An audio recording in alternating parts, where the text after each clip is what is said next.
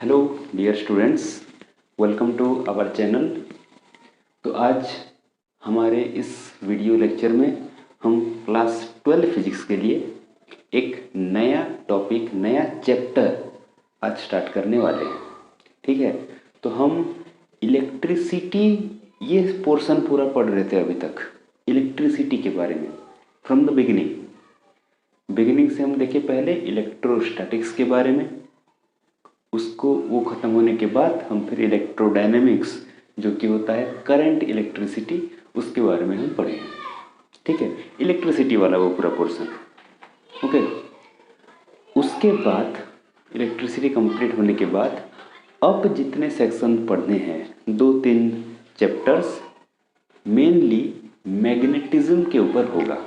ठीक है, electricity, magnetism ये क्लासिकल फिजिक्स के बहुत ही इम्पोर्टेंट 2 ब्रांचेस होते हैं।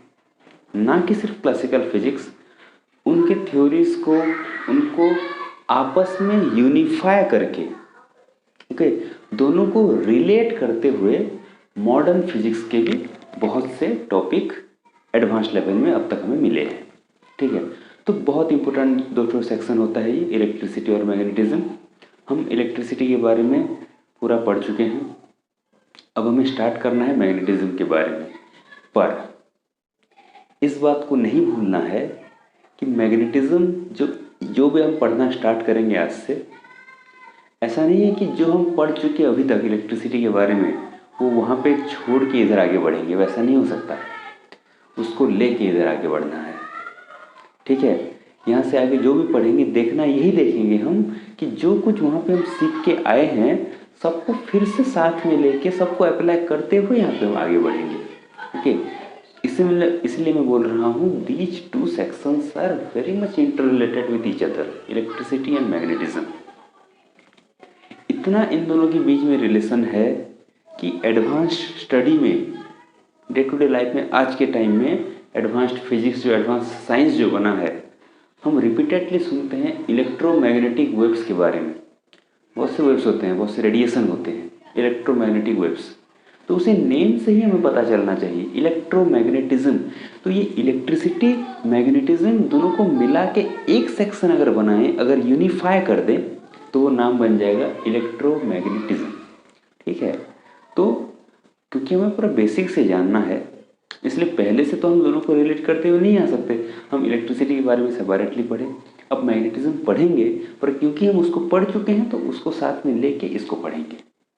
ठीक है, तो मैग्नेटिज्म का ये टॉपिक, हम कुछ चैप्टर्स पढ़ना है मैग्नेटिक इफेक्ट ऑफ करंट के बारे में, मैग्नेटिज्म के बारे में, मैग्नेटिक फील्ड का पूरा स्टडी करेंगे, इलेक्ट्रोमैग्नेटिक इंडक्शन पढ़ेंगे। ये सब बातें जो हमें यहाँ पे डिस्कस करना है, तो आज वो स्टार्ट होगा। ठीक है, टॉपिक का नाम जो आज चैप्टर हम स्टार्ट करने वाले हैं लिख दिया गया है यहाँ पे, मैग्नेटिक इफेक्ट ऑफ करंट। हमारे एनसीईआरटी बुक में और डिफरेंट सिलेबस में मेंशन किया रहता है चैप्टर का नाम मूविंग चार्जेस एंड मैग्नेटिज्म। कोई बात नहीं, यहाँ से हम स्टार्ट करेंगे, कवर करेंगे पूरा का पूरा, जितना भी हमारे 12th क्लास लेवल में होता है सब कुछ कवर करेंगे, कोई दिक्कत की बात नहीं है। ठीक है, हम यहाँ से स्टार्ट करेंगे मैग्नेटिक इफेक्ट ऑफ करंट। ऐसा क्यों स्टार्ट कर रहे हैं? क्योंकि डिफरेंट बुक्स में दिया रहता है, ऐसी बात नहीं है। मैं इसलिए इसे स्टार्ट कर रहा हूँ यहाँ से, क्योंकि हम रिसेंटली करंट के बारे में पढ़ के आए हैं, करंट के बारे में सुन के आए हैं, पढ़ के आए हैं, तो उसी का एक इफेक्ट मान के चलेंगे और आगे बढ़ेंगे। ठीक है, तो मैग्नेटिक इफेक्ट ऑफ करंट, तो इसी हेडिंग में हमें दिख गया है करंट। कौन सा करंट? इलेक्ट्रिक करंट, भले ना लिखा हो इलेक्ट्रिक करंट। तो उसका मैग्नेटिक इफेक्ट क्या हमें मालूम है? मैग्नेटिज्म क्या होता है? क्या हम सुने हैं ये मैग्नेटिक वर्ड? तो हम सुने हैं, बचपन से सुनते हुए आ रहे हैं कि मैग्नेट क्या होता है, मैग्नेट करता क्या है। मैग्नेट किसको बोलेंगे? कि कोई ऐसा मटेरियल होगा जो आयरन, कोबाल्ट, निकेल, ऐसी मटेरियल्स को, इससे बने मटेरियल्स को अट्रैक्ट कर सकता है। ओके, ऐसा कुछ सब्सटेंस होता है मैग्नेट, मालूम है वो। मैग्नेट के बारे में डिटेल स्टडी जो होता है, मैग्नेटिक पोल होते हैं, पोल के बीच में कैसे अट्रैक्शन या रिपल्सन होता है, ये सब बातें तो हमें पढ़ना है। नेक्स्ट चैप्टर में पूरा डिटेल्स में उसको पढ़ेंगे। ठीक है, पर क्योंकि हमें यहाँ पे मैग्नेटिक इफेक्ट ऑफ करंट पढ़ना है, कि करंट के वजह से मैग्नेटिक इफेक्ट, करंट की वजह से मैग्नेटिक फील्ड बनता है। ठीक है, इसलिए हमें थोड़ा सा इंट्रोडक्शन दे देना चाहिए मैग्नेटिक फील्ड के बारे में, पूरी तरह से नहीं, थोड़ा सा इंट्रोडक्शन देखेंगे। मैग्नेटिक फील्ड के बारे में इन डिटेल्स में हम नेक्स्ट चैप्टर में पढ़ेंगे। ठीक है, यहाँ पे बस थोड़ा सा इंट्रोडक्शन, जितना रिक्वायरमेंट है जानने लायक उतना ही पढ़ेंगे मैग्नेटिक फील्ड के बारे में इंट्रोडक्शन के तौर पे। ठीक है, तो उस पर थोड़ा सा बस इंट्रोडक्शन देखेंगे, इसलिए पहला वही स्टार्ट करेंगे कि मैग्नेटिक फील्ड क्या होता है, इसका कंसेप्ट थोड़ा सा जानेंगे। तो बहुत ईजी है, हम इलेक्ट्रिक फील्ड पढ़े हैं, तुम लोगों को पता होगा ग्रेविटेशनल फील्ड भी एक तो होता है कोई भी ऑब्जेक्ट का। ओके, फील्ड क्या होता है कि एक ऐसा रीजियन स्पेस में जहाँ तक कि इफेक्ट दिखे। इलेक्ट्रिक फील्ड में हम क्या पढ़े थे, अगर हम दोनों को रिलेट करते चलें कि एक चार्ज होगा तो उस चार्ज के अराउंड एक ऐसा रीजियन स्पेस में जहाँ पे कि उसका जो इफेक्ट होता है वो रियलाइज कर सकें, एक्सपीरियंस कर सकें। इफेक्ट मतलब कि वो किसी और चार्ज को जो फोर्स देता है, अगर उस फील्ड के अंदर वो चार्ज होगा तो उसको फोर्स दे पाएगा। इट इज़ अट्रैक्टिव और repulsive, depends on that charge. ठीक है, तो ये उसका फील्ड होता है। तो वैसे ही मैग्नेटिक फील्ड किसका, मैग्नेटिक फील्ड हो सकता है किसी मैग्नेटिक पोल का, नॉर्थ पोल या साउथ पोल जिसको हम बोलते हैं, पोल का मैग्नेटिक फील्ड बोल सकते हैं। बेटर होगा हम एक मैग्नेट का मैग्नेटिक फील्ड कहें। ठीक है, हम एक मैग्नेट का मैग्नेटिक फील्ड कहें। यहाँ पे मैं एक एग्जाम्पल के ही तौर पे एक बार मैग्नेट को दिखाया हूँ, बस ऐसा ही होता है मैग्नेट, ऐसा भी नहीं है। एक बार मैग्नेट यहाँ पे एग्जाम्पल के तौर पे। ठीक है, एक मैग्नेट का मैग्नेटिक फील्ड हम अगर बात करते हैं, ऐसा क्यों, पोल क्यों नहीं बोल रहा हूँ, तो उसका ये कॉज है कि जैसे चार्ज मतलब सिंगल चार्ज जैसे एग्जिस्ट कर जाता है एक चार्ज, वैसे सिंगल पोल कभी एग्जिस्ट नहीं करता। मैं बोल दे रहा हूँ, फिर भी इस पॉइंट्स को हमें लिख के बाद में पॉइंट आउट करते हुए पढ़ना भी है, पर यहाँ पे जान लो मैं मैग्नेट क्यों लिया हूँ, क्योंकि एक नॉर्थ पोल है ऐसा नहीं कहा जा सकता। ठीक है, ऐसे कभी एक पोल एग्जिस्ट नहीं करते, दोनों पोल साथ में ही रहते हैं, पेयर में ही रहता है। ठीक है, इसलिए एक मैग्नेट का मैग्नेटिक फील्ड, तो वही बात है, इसके अराउंड एक रीजियन होगा स्पेस में। ओके, उसके अंदर अगर कोई मैग्नेटिक मटेरियल रहे, जैसे आयरन, कोबाल्ट, निकल से बना, या फिर कोई दूसरा मैग्नेट रहे, तो उस पर वो मैग्नेटिक फोर्स दे सकता है। मैग्नेटिक फोर्स, अट्रैक्टिव, रिपल्सिव कुछ भी हो सकता है। मैग्नेटिक मटेरियल है तो अट्रैक्ट ही करेगा, दूसरा मैग्नेट है तो डिपेंड करेगा पोल के ऊपर, रिपेल भी कर सकता है, इन शॉर्ट फोर्स दे सकता है। ठीक है, उस रीजियन में, तो उस रीजियन को हम क्या कहेंगे, मैग्नेटिक फील्ड कहेंगे। तो लिख सकते हैं the region around a magnet, the region in space around a magnet, around a magnet in which its effect can be experienced, in which its effect can be experienced, उस region में। Magnetic field की बात है, qualitatively. फिर से आओ electric field में, वहाँ पे हम चार्ज के लिए इलेक्ट्रिक फील्ड पढ़े थे। उसके बाद उस इलेक्ट्रिक फील्ड के स्ट्रेंथ को डिटरमाइन करने के लिए हम एक फिजिकल क्वांटिटी पढ़े थे, जिसको कि हम कहते हैं इलेक्ट्रिक फील्ड इंटेंसिटी। तो वैसे ही क्वांटिटी रहता है मैग्नेटिक फील्ड इंटेंसिटी, इसका भी एक क्वांटिटी रहता है कि मैग्नेटिक फील्ड के अंदर किसी पॉइंट में स्ट्रेंथ को बताने के लिए ये क्वांटिटी रहता है। मैग्नेटिक फील्ड इंटेंसिटी कहा जा सकता है उसको, या सिंपली मैग्नेटिक फील्ड भी कह देंगे हम। ओके, तो ये एक क्वांटिटी होता है और ये भी एक वेक्टर क्वांटिटी होता है। बी सिंबल यूज करते हैं इसके लिए। ओके, बी सिंबल स्ट्रेंथ को, उस पॉइंट में स्ट्रेंथ को बताने के लिए कितना मैग्नेटिक फील्ड है। ओके, इसको डिफाइन अभी नहीं करते, दूसरे चैप्टर में करेंगे।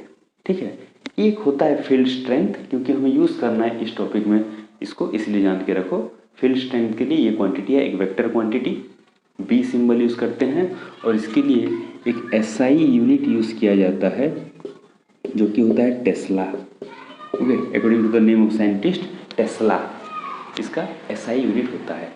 बात करेंगे इसके बारे में भी, हमें बात करना है बाद में। टॉपिक जैसे धीरे धीरे आगे बढ़ेगा, वो सेक्शन आएगा तो इनके बारे में फिर से हमें बात करना है।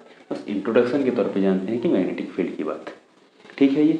अच्छा, और एक बात जान लेते हैं यहाँ पे कि जो मैग्नेटिक फील्ड होता है इसका जो डायरेक्शन होगा, ओके, इसका जो डायरेक्शन होगा वो हमेशा north pole to south pole होता है, आउटसाइड द मैग्नेट। अगर ये एक मैग्नेट है तो मैग्नेट के आउटसाइड में नॉर्थ टू साउथ ये मैग्नेटिक फील्ड का डायरेक्शन होता है, ओके। क्या हमें मालूम है कुछ ऐसे मटेरियल के बारे में, इसको हम कहते हैं मैग्नेटिक कंपास और नीडल। मैग्नेटिक कंपास कहा जाता है या तो मैग्नेटिक नीडल कह सकते हैं। ये किस काम में यूज़ होता है? ये मैग्नेटिक फील्ड को डिटेक्ट करने के लिए यूज़ होता है। अगर कहीं पे मैग्नेटिक फील्ड है, ठीक है, और इसको अगर वहाँ पे हम रख देंगे फ्रीली तो ये डिफ्लेक्शन दिखाता है, डायरेक्शन के अकॉर्डिंग डिफ्लेक्शन दिखाता है, ठीक है। मैग्नेटिक नीडल और कॉम्पास इसको कहते हैं। तो अगर यहाँ पे है, अगर यहाँ पे अगर कॉम्पास को हम रख दें, कॉम्पास को रख दें तो ये कैसे आ जाएगा, किस मतलब डायरेक्शन में अलाइन हो जाएगा। तो देखो ये इसका साउथ पोल है तो इस तरफ इसका नॉर्थ और इस तरफ इसका साउथ, ऐसे आ जाएगा। ये साउथ इस नॉर्थ को अट्रैक्ट कर लेगा, ये नॉर्थ इस साउथ को अट्रैक्ट, तो ये मैग्नेटिक नीडल जो है इस डायरेक्शन में अलाइन होगा, ठीक है। अगर ये नॉर्थ पोल होता, ये साउथ पोल होता तो सॉरी ये साउथ ये नॉर्थ होता, ठीक है। अगर ये साउथ और ये नॉर्थ होता तो ये मैग्नेटिक नीडल कैसे अलाइन होता, इस तरफ साउथ और इस तरफ नॉर्थ, ऐसे अलाइन होता, ठीक है। South north unlike pole attract करते हैं, वैसे ये अलाइन होता। तो मैग्नेटिक नीडल का क्या काम है? मैग्नेटिक फील्ड को डिटेक्ट करना डायरेक्शन वाइज, ओके। तो ये जनरल कुछ इंट्रोडक्टरी बातें बस मैग्नेटिक फील्ड के बारे में, और डिटेल्स में मैग्नेटिक फील्ड लाइंस है, स्ट्रेंथ है, कूलम्स लॉ, पोल के बारे में, मैग्नेटिक फोर्स, ये सभी बातें हमें नेक्स्ट चैप्टर में फिर से डिस्कस करना है इन डिटेल्स में। अभी समझ में आया मैग्नेटिक फील्ड, जस्ट इंट्रोडक्टरी बात ये था, ओके। अब इस टॉपिक में एंटर कर जाते हैं कि मैग्नेटिक इफेक्ट ऑफ करंट, ये कैसे इलेक्ट्रिसिटी और मैग्नेटिज्म यूनिफाई हुए हैं यहाँ पे, ओके। तो मैग्नेटिक इफेक्ट ऑफ करंट ये पता चला, देखो मैग्नेटिज्म और इलेक्ट्रिसिटी ये हजारों साल पहले से पता है हमें, ठीक है, पर 200-250 साल पहले ही हमें ये मालूम हुआ कि ये दोनों इंटर रिलेटेड रहते हैं, ठीक है। ये देखा गया एक्सपेरिमेंटली कि अगर किसी कंडक्टर में करंट फ्लो करता है तो वो दो इफेक्ट दिखाता है। हम एक इफेक्ट पढ़ चुके हैं, हीटिंग इफेक्ट पढ़ चुके हैं, ये है दूसरा इफेक्ट, वो मैग्नेटिक इफेक्ट भी दिखाता है। मैग्नेटिक इफेक्ट दिखाने का मतलब अपने अराउंड मैग्नेटिक फील्ड क्रिएट करता है, ये एक्सपेरिमेंटली देखा गया। और सबसे पहले एक्सपेरिमेंटली इस चीज़ को जिसने ऑब्जर्व किया उनका नाम था ऑर्स्टेड, ओके, उनका नाम था ऑर्स्टेड। तो उनका जो एक्सपेरिमेंट था उसको थोड़ा सा समझेंगे यहाँ पे। एक्सपेरिमेंटली वो कैसे देखे कि हाँ करंट कैरिंग कंडक्टर अपने अराउंड मैग्नेटिक फील्ड बनाता है, ओके। ऑर्स्टेड, HC ऑर्स्टेड इनका पूरा नाम, हंस क्रिस्टियन ऑर्स्टेड, ठीक है। तो इन्होंने अपने एक्सपेरिमेंट के थ्रू इसको देखा। तो इनका एक्सपेरिमेंट कुछ ऐसे था कि चलो कोई अगर स्ट्रेट कंडक्टर है सपोज यहाँ पे, ओके, इन दिस वे, अगर ये एक स्ट्रेट कंडक्टर है, ठीक है, और इसके पास एक मैग्नेटिक निडल है सपोज, इसके पास एक मैग्नेटिक निडल है ऐसे, ठीक है, ये उसका नॉर्थ पोल है और ये साउथ पोल। इसके पास में हम एक मैग्नेटिक कॉम्पास और नीडल को रखे हैं, ये नॉर्थ और ये साउथ, ठीक है। तो उन्होंने क्या किया, चलो इसको बैटरी से कनेक्ट कर दिए इस वायर को, ठीक है, ये पॉजिटिव टर्मिनल ये नेगेटिव, तो करंट को जैसे कर फ्लो करेगा इस डायरेक्शन में, ठीक है। तो करंट ऐसे फ्लो कर रहा है नीचे से ऊपर, ठीक है, नीचे से ऊपर ऐसे फ्लो कर रहा है। तो यहाँ पे हुआ क्या, ऑब्जर्व वो क्या किए, जैसे ही करंट फ्लो करने लगा ये जो कॉम्पास है या नीडल है ये डिफ्लेक्ट करना स्टार्ट किया। कैसे डिफ्लेक्ट किया, ये नॉर्थ पोल इस तरफ मूव किया, साउथ पोल इस तरफ मूव करने लगा, ठीक है। जैसे ऐसे था ये नॉर्थ और इस तरफ साउथ, तो ये जैसे कंडक्टर है, ये ऐसे डिफ्लेक्ट कर गया, ऐसे इस तरफ, ठीक है, ये इस तरफ ऐसे डिफ्लेक्ट कर गया, ओके। और ये डिफ्लेक्ट करते हुए ऐसे आके रह गया, ये नॉर्थ और ये साउथ ऐसे रह गया, ठीक है। वैसे ही अगर यहाँ पे एक मैग्नेटिक नीडल को हम रखते, यहाँ पे एक मैग्नेटिक नीडल को अगर हम रखते तो ऐसे नॉर्थ और ऐसे साउथ रह जाता। यहाँ पे अगर हम रखते वैसे ही मैग्नेटिक नीडल को तो ये नॉर्थ और ये साउथ होता, और यहाँ पे अगर हम रखते मैग्नेटिक नीडल को, ये नॉर्थ ये साउथ होता, ठीक है। तो देखो कैसे अलाइन हो रहा है ये, मतलब अगर ये है कंडक्टर, ठीक है, यहाँ पे नॉर्थ पोल, यहाँ पे मैग्नेटिक नीडल को रखे तो इस तरफ नॉर्थ पोल, यहाँ पे रखे तो इस तरफ, यहाँ पे रखे तो इस तरफ, यहाँ पे रखे तो इस तरफ नॉर्थ पोल। मतलब ऐसे हुआ कि इसके अराउंड ऐसे सर्कुलर टाइप मैग्नेटिक फील्ड के लाइंस बने, ऐसे सर्कुलर, ठीक है, मतलब कंसेंट्रिक सर्कल्स बनते गए, ऐसे बोलेंगे।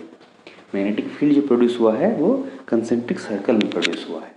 ये जैसे सेंटर लाई करेगा इस एक्सिस पे करंट कैरिंग वायर के, ठीक है, तो उसके अराउंड ऐसे मैग्नेटिक फील्ड बनते गए।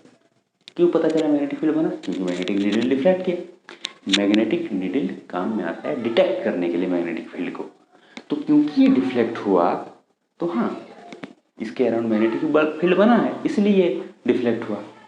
फिर क्या देखें, अगर हम करंट की डायरेक्शन को रिवर्स करें, सपोज ऐसे होता तो करंट ऐसे फ्लो करता, करंट ऐसे फ्लो करने लगता, ठीक है। करंट की डायरेक्शन को अगर रिवर्स करोगे तो ये डिफ्लेक्शन भी रिवर्स होगा, ओके। पहले तो ड्यू टू करंट, नोट कर सकते हैं, due to current in the wire the needle, magnetic needle deflects हुआ, ओके। फिर जब हम करंट को रिवर्स किए, रिवर्सिंग करंट, उसकी डायरेक्शन को जब हम रिवर्स कर दिए तो क्या हो गया, डिफ्लेक्शन का डायरेक्शन भी रिवर्स हो गया। डिफ्लेक्शन ऑल्सो रिवर्सेस, डिफ्लेक्शन का भी डायरेक्शन रिवर्स हो गया। यहाँ तक भी नहीं, जब करंट को हम ऑफ कर दिए अब और कोई डिफ्लेक्शन नहीं, ठीक है, ये अपने ओरिजिनल पोजीशन में बैक कर गया। ऑन